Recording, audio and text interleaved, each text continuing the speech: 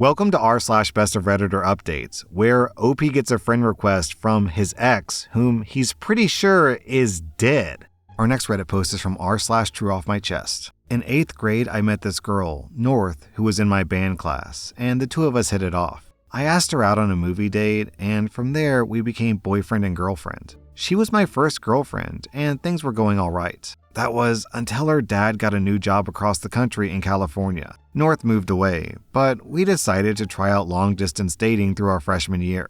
We were not built for long-distance dating. I couldn't protect her from bullies, hug her when she was crying, or tell her that she was going to be all right when she told me about her depression. We got into arguments about God knows what, but decided to keep the relationship going because her dad was trying to transfer back closer to our hometown. That was until she stopped texting me around Christmas and her sister sent me a funeral program and asked me to go to California. North's sister told me that she took her own life because the bullying was getting too much and that I wasn't there for her when she needed me. It broke my heart that I couldn't go to California for the funeral, and for the past 8 years, I've mourned her loss. I spent the entirety of my high school career trying to rebuild myself from all the damage. I went to meetings for people who have lost family members and loved ones. I went to therapy for 4 years to try to process the loss. I had to learn how to become dependable because I didn't want it to happen again. And after working on myself for 4 years, I asked out one of my classmates, Lucy. We started dating the tail end of our senior year and are about to celebrate our 4-year anniversary in April.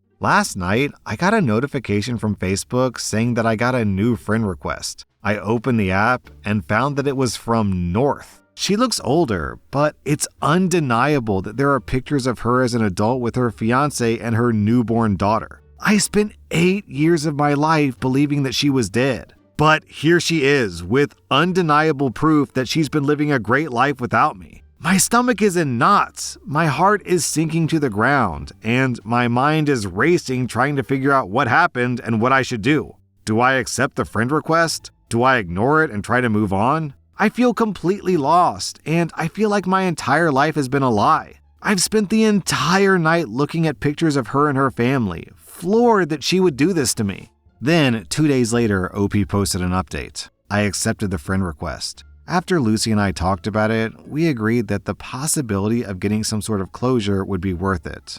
So I accepted the friend request and sent out a text saying hello. About a half hour later, I received a notification that North responded. We talked a bit, talking about how our lives have been. Turns out, her and her fiancé were in town visiting family, and it started to make her think about all the hurt that she had caused me, and that she couldn't feel comfortable moving on with her relationship without knowing if I was okay. She tried to apologize, saying that we were dumb kids, and that it seemed easier to ghost me instead of break up with me. She told me about how in some messed up teenager way, she thought that giving me an explanation to her ghosting me would make it easier to move on, and so her and her sister concocted the whole story. I told her about the years of therapy, the years of loneliness, and how guilty I felt when I started dating again. I told her about how I used to think that she was the one for me, even through nights of arguing, and that she left me more hurt than if she had just threw me away. And I told her that, in some weird way, I'm thankful to her. Her death changed me for the better, and I wouldn't be the man I am today if it wasn't for her. I then texted,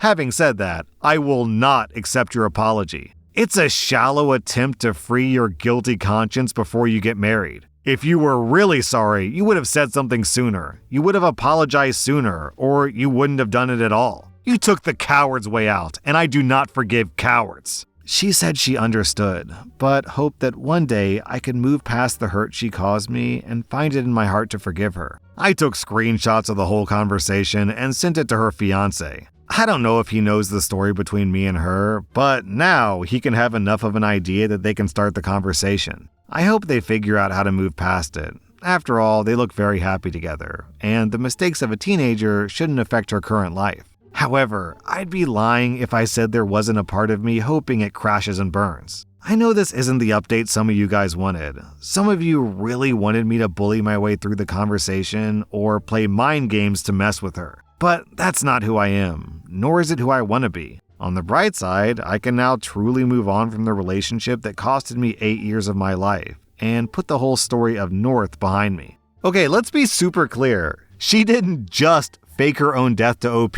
She also blamed OP in part for the death. The line was, North's sister told me that she took her own life because the bullying was getting too much and that I wasn't there for her when she needed me. What? Why add that line in? If you're gonna fake your own death, you already have a get out of jail free card for the relationship. Why also blame OP for the cause of the death?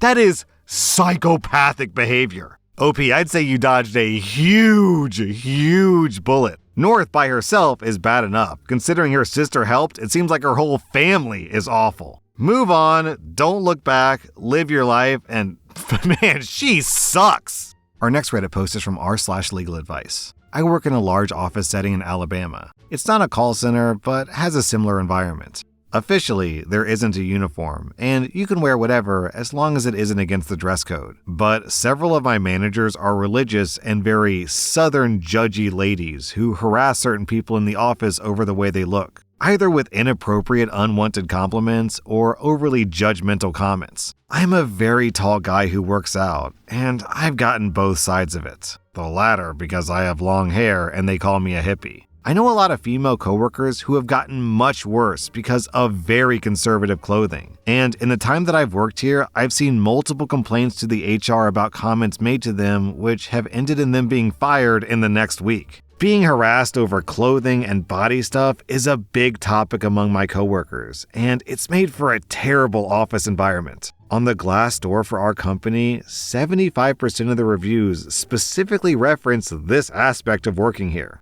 A few days prior to Halloween, I found out my work was doing a costume contest. I had a somewhat high-effort costume that I was reusing from a comic convention, and I decided to wear it again, not really expecting to win. My workplace has over 100 employees, and the top prize for winning included $500 in cash and several gift cards. It's worth noting that the costume is not in any way sexual or inappropriate for work, or more specifically from our dress code. If you're curious, the character I dressed up as was Ganta Gokuhara, and if you Google him, there's nothing inappropriate about his design or against our dress code, save for being barefoot. And I broke character for that by wearing sandals. I looked up this Ganta dude. It's literally just a guy in a suit with, I don't know, like a purse or something. Looks kind of like a bug-catching box. It is extremely safe for work. Oh, here we go. The most inappropriate thing I can think of is that there were fake bug toys in the bug box. Virtually no one in our office dressed up, which I wasn't expecting, but it made sense. It was me, one new girl who wore a kitty ear headband and a set of cheap fairy wings, and several of my female managers, all of whom went all out.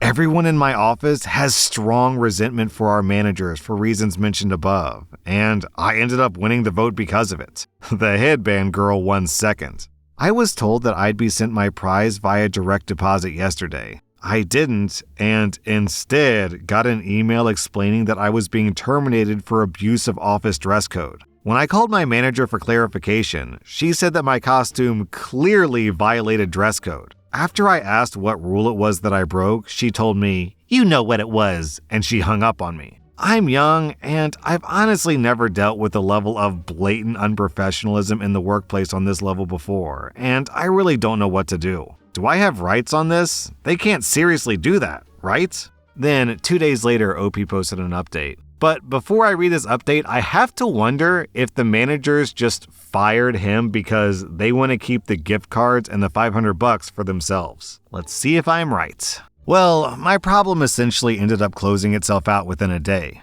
Our office does have a defined and written dress code, but it's very lax, at least on paper. Things are specifically listed in what we can and cannot wear, and the latter category is made up of very few things, beyond sexually explicit stuff. As I said, I don't work in a call center, just a similar environment. Specifically, it's an audio transcriptionist service. We listen to audio calls and type them out, and we use foot pedals the entire time, where taking off your shoes at your desk is strongly encouraged to make it easy. Because of this, many people wear sandals regularly, and no footwear is listed at all in the dress code. I did wear sandals as Ganta, but I always wore those at work. If you brought dress shoes or heels to my job and wore them, I actually think it would make it impossible, if not, would give you an injury. Also, my suit actually stood out quite a bit because basically no guys dressed that formally ever. I did have a butterfly net, but one of my managers had a real-looking chainsaw, so I don't think this is valid. I told them my name was Ganta and explained the character a bit, but I don't think my managers or anyone else looked it up and saw Killing Game as several people had guessed. In the email ranking thing I got, I was listed as Happy Bug Scientist, so I severely doubt this is what happened. Very soon after my initial post, a friend I told about what happened had his father call me, a guy who owns a mid-sized business in another part of town. We spoke for a while about what happened and my prior experiences, and he ended up hiring me. It's a much nicer and considerably better well-paying job than my last one, and my bosses didn't seem to be crazy, so I'm happy. I was still a bit salty over the $500, and I'd planned on maybe finding out if there was a way to report them for holding a fraudulent contest or something, even if I had little recourse on the job. But one of my managers actually ended up passing away after a car accident on Saturday, and another one who was with her was in the hospital under critical condition, and apparently suffered some brain damage. Obviously, I wasn't on good terms with my previous managers, but I didn't want that to happen. Pursuing the money at this point seems in bad taste, so I've decided to let it go. The manager with brain damage wasn't nice to me, but hopefully she ends up being as fine as she can be given the circumstances. This reminds me of the famous Sun Tzu quote, "If you wait by the river long enough, the bodies of your enemies will float by," or potentially receive brain damage. Also, down in the comments, we have this story from Educational Tangelo. I won a costume contest at work. My prize was my boss hitting on me and his wife firing me. I wasn't even dressed sexy or revealing, just goth, when I normally wore very conservative clothes to work. Kind of funny Opie says she wasn't dressing sexy when, for some people, goth is like fetish numero uno. Our next Reddit post comes from rSlash. My husband is 35 and I'm 34. We've been together for 9 years, married for 5. He was showing me a video on his phone the other day and a text came through from a female name that I didn't recognize. I asked who that was and he said that she's a colleague from a company that his company works closely with. He has text previews turned off, so I couldn't actually see what was said, but my suspicions were raised. I know it's wrong, but when he was in the shower that evening, I looked through his phone to see who this girl is and why she's texting him. I found out that they've been getting coffee and lunch during the workday. Sometimes to talk about work, sometimes not. Prior to last week, it was maybe once a month communications to plan these. But then she joined a board that he's on last week. So they had a board meeting, and then seemed to go out as a group for drinks after until about 11.